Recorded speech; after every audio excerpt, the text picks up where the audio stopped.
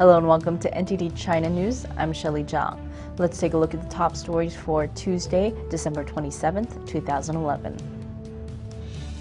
Chinese and Japanese leaders signed a landmark currency agreement. Why Chinese authorities are throwing dissidents behind bars during the Christmas season. And a look at a new high-speed rail service between two major cities in southern China. As part of the Japanese Prime Minister's recent trip to China, which ended yesterday, the two countries signed a new currency agreement. The agreement will make it possible for their currencies to be traded directly for the first time. It could signal a significant tightening of economic relations for the world's second and third largest economies. Japanese Prime Minister Yoshihiko Noda was in Beijing for bilateral talks with the Chinese leader Wen Jiabao when they announced a plan to begin trading their currencies directly. Up until now, trade between yuan and yen had to be first converted to US dollars, a process that added to the cost of doing business. The direct currency exchange will grease an already lucrative bilateral trade between the world's second and third largest economies. The two leaders also said that the Japan Bank for International Cooperation will be allowed to issue bonds in yuan. That's the first time a foreign bank will be allowed to do so. China is currently Japan's largest trading partner, with annual trade worth roughly $340 billion. These new economic agreements between the Chinese regime and Japan come amid the backdrop of increased U.S. involvement in the region. The United States has courted Tokyo to join the Trans-Pacific Partnership Agreement, a trade pact that includes regional powers like Australia and Vietnam, but excludes China. And we've told you about how Chinese authorities have handed out several tough prison sentences to prominent human rights activists and dissidents over the Christmas holiday season. Human rights groups say the aim was to avoid attention from foreign media. And it's not the first time. 2 years ago, authorities sentenced Nobel Peace Prize winner Liu Xiaobo to 11 years in prison on Christmas Day. A few days before Christmas, the Chinese regime officially sentenced rights lawyer Gao Shisheng to 3 years in prison. On December 23rd, they sentenced dissident Chen Wei to 9 years for, quote, inciting subversion of state power, end quote. And on Boxing Day, the day after Christmas, veteran activist of the 1989 Tiananmen Square protest, Chen Shi, was given a 10-year sentence for publishing essays critical of the regime. Human rights organizations say these sentences have been handed out during Christmas for a reason. Choosing the Christmas period to hand out sentences to dissidents is a usual practice by the Chinese Communist regime. This is because over the Christmas season, many foreign journalists in China are on vacation, so choosing Christmas is mostly to deter journalists and the international community from paying attention to China's human rights situation. President of the U.S.-based Chinese Christian organization China Aid, Bob Fu, criticizes the regime's tactics. Christmas is a symbol of harmony, reconciliation, love and reunion, but the communist regime has used the festival to carry out inhumane sentences and suppression. Chen Shi had posted 36 essays online and also hosted an online human rights forum. Chief of Human Rights at the UN, Navi Pillay, says the sentence was, quote, extremely harsh, end quote. Gao Shisheng has been in and out of custody since 2006. The lawyer defended persecuted groups such as Falun Gong practitioners and House Christians. The Hong Kong Journalists Association has expressed concern for residents in the coastal town of Haimen in southern Guangdong province. That comes after reports that authorities are removing foreign journalists from the area. Chinese authorities say order has been restored after locals protested for days last week against a planned coal power plant. The Hong Kong Journalists Association has criticized the Chinese regime for suppressing press freedom after authorities from the coastal town of Haimen in Guangdong province drove out journalists reporting on recent protests there. The demonstrations ended on Friday after authorities promised to release detained prisoners, Chinese state-run media reported. Since then, Hong Kong media have reported authorities have been detaining and driving out journalists from the area. Chairwoman of the Hong Kong Journalists Association, Mak Yin-ting, says such actions are against the law.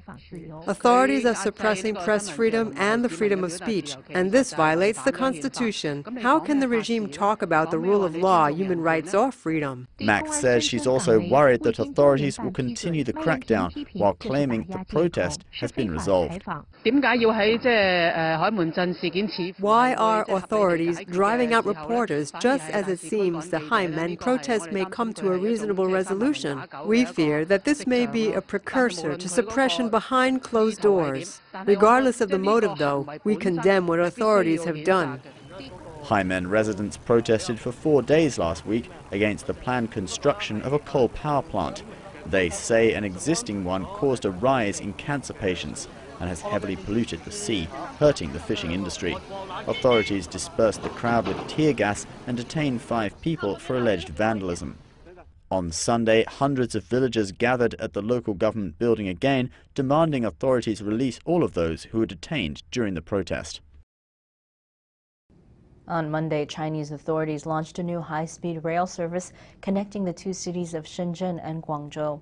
It's the first major rail link to open since a deadly high-speed rail crash in Wenzhou over the summer led to questions about whether the high-speed rail system was safe. On Monday, a new high-speed rail service connecting Shenzhen and Guangzhou in southern China was launched. The super-fast trains will travel up to 186 miles per hour on the 63-mile-long track. It reduces travel time between the 2 commercial centers to 35 minutes. All 36 pairs of trains will commute daily. Each train has 6 carriages and can transport more than 550 passengers. A first-class one-way ticket costs $16 and a second-class ticket is $12. The latest launch came after a series of high-speed train problems this year. In July, 2 high-speed trains collided near Wenzhou in East China's Zhejiang province, killing at least 40 and injuring 210 people. The collision almost stopped national high-speed rail projects and the production of superfast trains. Earlier in February, the regime's railway minister, Liu Zhijun, was dismissed on corruption charges that are still pending trial. So far, the regime has injected more than $74 billion to the high-speed rail network expansion, but state-run China Daily newspaper reported the regime plans to cut back railway funding to $63 billion in 2012. For more than a decade, China has been creating its own version of the Global Positioning System, or GPS. Well, now the basic system is up and running, providing navigation for people in China and neighboring countries. China's indigenous satellite navigation system, called Beidou, is up and running for people in and around China. It started providing initial operation services, including positioning, navigation, and timing, on Tuesday. The 10th satellite of the network was launched back on December 2nd, putting the finishing touches on the basic structure of the system. Tests were carried out for the past 6 months. Firstly, we carried out comprehensive tests on all the satellites, including all key machines and equipment, to ensure they can provide continuous service. Secondly, we optimized the position of all the satellites to ensure the best conditions for operation.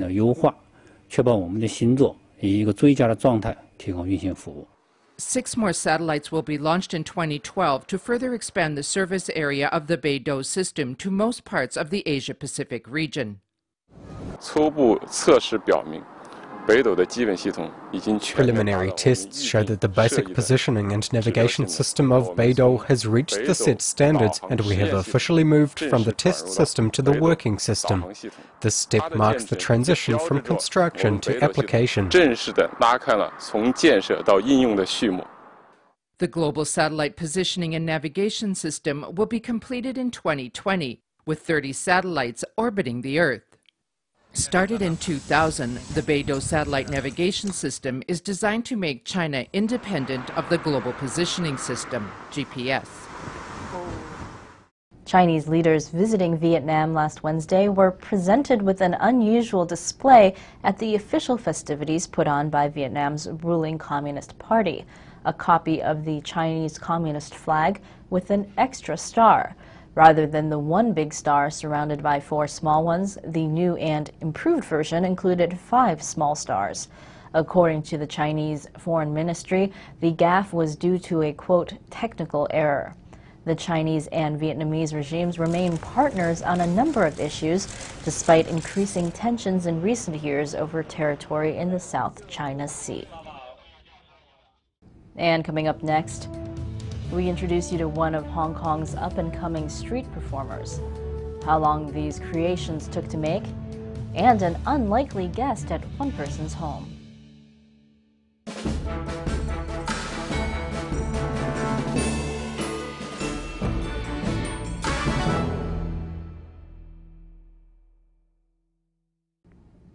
In Hong Kong, the area of Mong Kok is known for being incredibly densely populated, but the lack of space isn't stopping street artists from showing off their talents and even gaining a following. Let's take a look. This may be the most densely populated place in the world, but many Hong Kong street artists have managed to find some space to show off their skills. These street musicians have been performing on Sai Yong Choi Street South for over 6 months. The band already has over 100 fans who have started their own fan club. I didn't expect such support from them. Some of them live far away from here, but they are really enthusiastic. Some have come especially to our performance since the first day we were here. Some artists even come from the other side of the world to take advantage of Hong Kong's busy streets. Eve is a street artist from Canada who has been performing on the street for 6 years. Eve says sometimes a crowd around a performer can even block roads and cause problems. The problem is that most places are very tight, a lot of people, very dense. Sai Yong Choi Street South is in a popular shopping area called Mong Kok, which has a population of 130,000 people per square kilometre.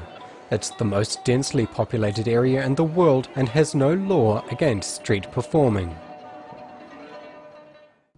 And the first ever Gunpla Builders World Cup has been held in Hong Kong. It's a model building competition devoted to the increasingly popular world of Japanese giant robot-themed entertainment. Gunpla refers to what's a passionate hobby for many people, building scale models of the futuristic mechas from the popular Japanese science fiction series Mobile Suit Gundam. Now, there is an official competition for these enthusiasts. First prize went to Malaysian Ho Yik Yin, who has been working on these models for 6 years. He says his winning entry took over 6 months to put together. According to one of the event organizers, the technical level was high all around, but Ho won because his creation was so expressive. Other competitors hailed from Japan, Italy, Australia, and the Philippines, with 12 entries in total. Yeah, if someone shooting this one, yeah, basically the original that Christia is from space type. So most people I already see is using like the space type. So I try to make it different a bit. So I make it like a ground type. So using a 4 leg. So maybe I think there is a punch there. Gundam creator Bandai put together this first ever Gunpla World Competition and plans to make it an annual tradition. And finally today, an unusual house guest in southwest China. An endangered red panda ventured into one woman's home, getting an exceptionally warm welcome. A red panda recently entered a residential home in the suburbs of Leshan, a city in southwest China's Sichuan province. We were having a meal outside our home and saw it climbing down the slope toward us. We approached it slowly, leaving the door of our house open, and then the red panda suddenly rushed inside. While it was in her home, the owner made a pile of firewood and grass to keep it comfortable. Neighbors wanted to take a look at the panda, but sometimes the shy animal would bark at approaching strangers or turn its back on those attempting to take photos.